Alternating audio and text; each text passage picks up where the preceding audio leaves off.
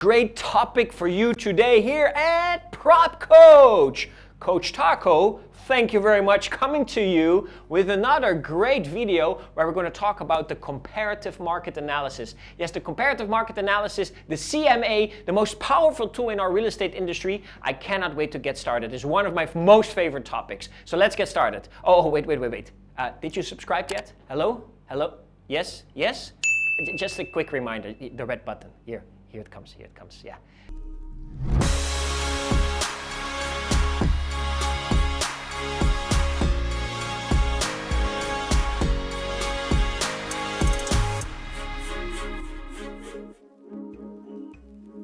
C.M.A is probably one of the most crucial tools for a real estate professional to understand and to use to basically do better listing presentations, have a better understanding of the market, and overall become more professional as an expert. Well, it stands for comparative. So it's comparative. It's looking for the comparisons in the marketplace. You're looking at a comparison from one property to another. Then it's market analysis. What does this actually do? Simply explained, you are going to set up a sheet that's looking a little bit like this, a sheet where you're going to put similar properties next to each other, and you're going to just simply compare them with each other. Some countries, they call them the comps, right? What are the comps? Or the comparisons? Or what is the C.M.A? Whatever it is, you need to compare properties with each other to understand a little bit what is the real market trends now and how to use them to eventually advise your clients on selling prices, asking prices, advising your buyers on potential offers that they want to make, and overall if the market is moving to a seller's market or to a buyer's market. So this is all about, of course, collecting a lot of data. You need to be able to know where to find this data. This data can be found online, but sometimes you have to go to the streets, you have to view the properties, you have to search in the area, you have to talk to people to really get a good understanding what is happening. A comparative market analysis is also a lot about what are the past transactions, right? What are the past transactions? Past transaction means what kind of properties have sold for what pricing. And what patterns could you see between the properties that were sold for certain prices that were in comparison with each other? You also are going to look at, of course, what is active in the market, the active listings. You know, how much are they being listed for right now? How much are they asking for these properties right now? And then on top of that, for how long are they in the market? Are they in the market already 4 months, 6 months? And some of them are maybe in the market already for a year. This is very important for you to know. Then eventually also what you want to look at is, of course, what are the current area trends, right? Area trends. So are people moving more to this area, or are actually people moving out of this area? This all has to come back into your comparative market analysis, helping your sellers and buyers understand in pricing, but also in overall value, how this is moving in the market at the moment. Then on top of that, you need to understand how to use this comparative market analysis, to use that eventually for your presentation. You use it as a presentation, you know, when you meet the seller during a listing presentation, where you show the seller, listen, Mr. Seller, I have done a beautiful comparative market analysis for you, helping you understand what is currently happening in the market, and based on that, we can make some good decision based on price and strategies. And finally, of course, how you use that for your marketing, because you can also use a C.M.A, pack it up in a nice book, and start emailing this to people, giving them some value, and then seeing you as the real expert of this area. So these are some of the purposes of a very good comparative market analysis. And now we need you to understand a little bit, how do you build one? Now there's many ways in how you can build one, but let's just keep it simple. You open an Excel sheet.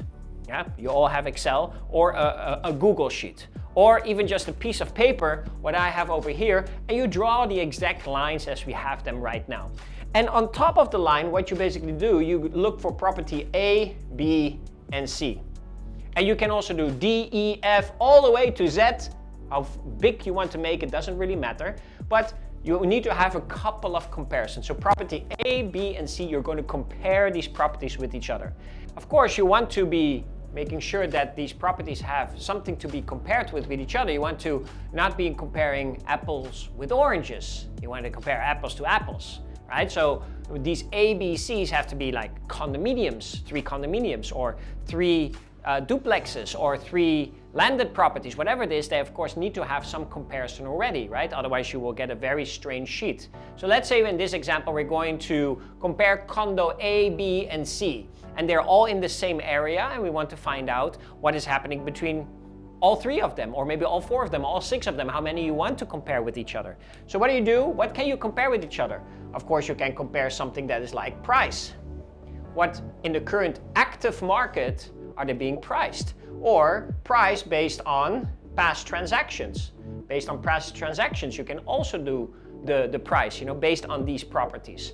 What else can you look at? Okay, you can look at, for example, the bedrooms or the bathrooms, right? How many bedrooms and bathrooms do they have based on this price, right? Some of them might have 2, some of them might have 3. What about the amenities, right? The amenities, or maybe the condition of the property. So all of this you compare with property A, B, and C. Put them next to each other and see what are the real differences, right? And also, most importantly, what are the patterns that you can see? Because if you're going for a listing presentation and you're going to go for listing D, that is the listing presentation, and you show the seller the homework that you did based on A, B, and C, and you kind of can see an average price of these 3, then you already have a clear understanding of what kind of asking price you need to advise to your seller. That's very important. And this is of course also based on past transaction. You look at the average here. Based on this average, you also introduce that to the seller, and they will see that. They say, oh, you have done your homework on the past transactions. I see what this is eventually sold for. So how much do we have to list it for as the asking price to make it attractive enough that we're going to get a potential offer on this property? And you do this for everything, right? And you can go as deep down in comparison as you want. But eventually it has to make some sense, and of course has to be easy to absorb as information, especially if you start using that during a presentation, but even more important, if you also start using this for marketing. For example, you put a little Facebook out there, say, hey, download our latest market report of this area. Are you interested to know how much your price is worth? Download our latest market analysis. They click on the ad, they fill up their name, and you send them this beautiful sheet that you have made, well designed, and then eventually people will start looking at it, and it has to be easy to absorb.